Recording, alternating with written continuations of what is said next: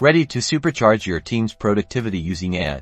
First, ensure you are logged into your Vapi Ai account and have the necessary administrator privileges now. Locate and click the team or users icon, typically found in the left-hand sidebar or settings menu. It may look like a person or group icon, depending on the Vapi Ai platform version.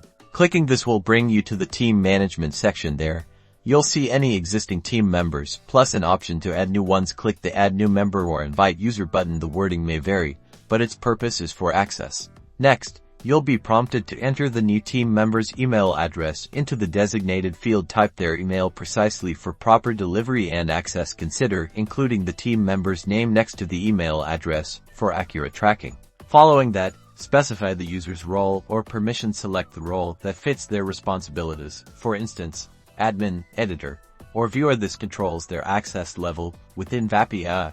You may add a personalized message to the invitation to provide context to the new user and explain their role. When ready, click Send Invitation or Invite. The new team member will receive an email with an invitation link after they accept and create or log into their Vapi Ai account.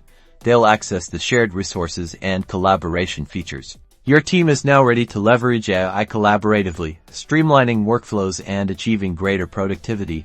Now go start achieving the best results.